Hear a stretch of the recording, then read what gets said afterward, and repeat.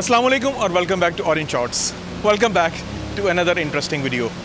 Today I am present again in the vicinity of Poop Deck. This is not exactly the Poop Deck but it's very close to it. अपनी Poop Deck वाली video में मैंने आपको ये बताया था कि there are some other places close to the Poop Deck, लेकिन मैंने आपको वो उस वीडियो में नहीं दिखाई थी. And I told you कि मैं आपको अपनी फ्यूचर वीडियोस में दिखाऊंगा जिसमें हमारा इमरजेंसी जनरेटर रूम भी शामिल है. So today is that day. आज हम बात करेंगे इमरजेंसी जनरेटर रूम और इमरजेंसी जनरेटर के बारे में. And there are some really fabulous things about emergency generator that I want to show you people. So, let's start. So here we are in the emergency generator room, and this thing that you're watching besides me, this is the emergency generator.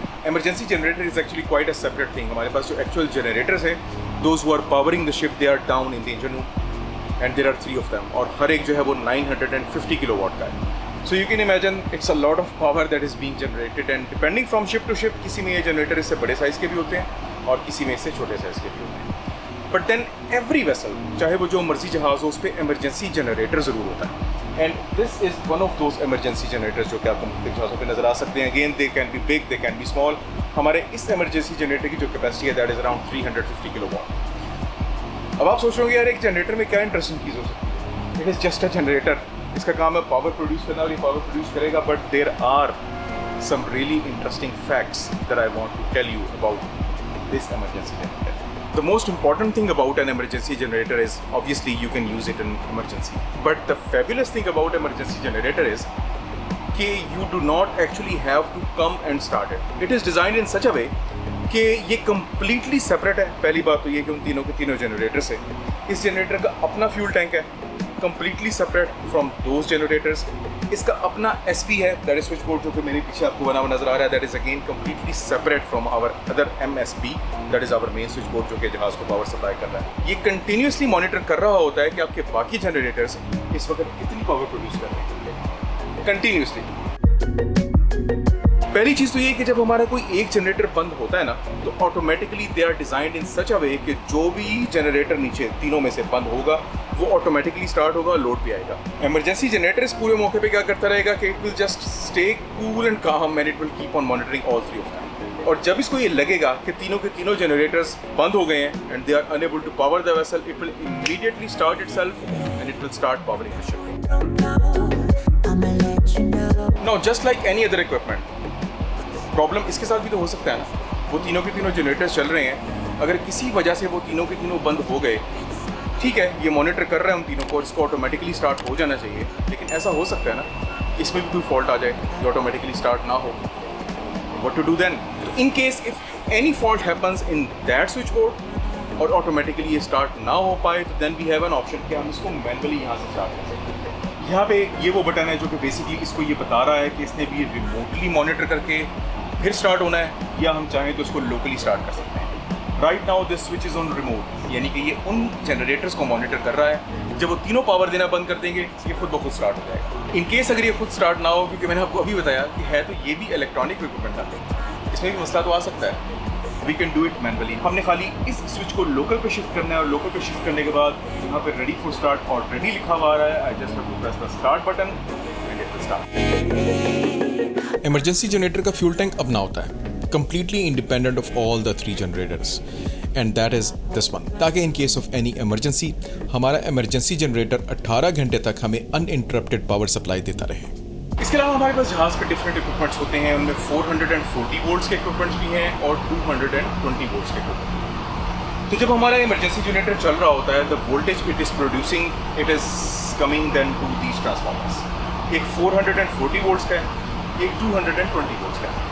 They convert, or should I say transform, the voltage to 220 volts and 440 volts, and then they supply the voltage to their respective equipments. इसके अलावा जो मैंने आपको start का button दिखाया, जिसको हम push करते हैं और स्टार्ट हो जाता है, that is obviously the battery operated start, क्योंकि इतने बड़े इंजन को आप हाथ से क्रैंक तो नहीं कर सकते. लेकिन अगर बैटरीज में पावर ही नहीं होगी, फिर कैसे स्टार्ट होगा ये? और मैंने आपको अभी थोड़ी देर पहले बताया कि इसको हैंड क्रैंक तो आप कर ही नहीं सकते. इतना बड़ा है जनरेटर, कौन इसको हैंड क्रैंक करेगा? हैंड क्रैंक करने के लिए आपको पहले इसको इतनी स्पीड डेवलप करनी पड़ती है कि जब आप इसको एकदम स्टार्ट करें और फ्यूल इंजेक्ट करें तो एकदम अंदर शोला भड़ के और स्टार्ट हो जाए। तो हम यहाँ पे इसको हाथ से क्रैंक तो नहीं कर सकते, but we have got another system कि अगर खुदा ना खास्ता बैटरीज भी इसको पावर ना दे पाएँ और ये तब भी स्टार्ट ना हो पाए तो हम तब भी इसको स्टार्ट कर सकेंगे। तो इन केस अगर ये बैटरी से भी स्टार्ट ना हो पाए तो then this is the place where you have to come. यहाँ पे एक सिलेक्टर स्विच दिया हुआ है, आपने इस सिलेक्टर स्विच को इलेक्ट्रिक स्टार्ट से मैनुअल स्टार्ट पे कर देना है।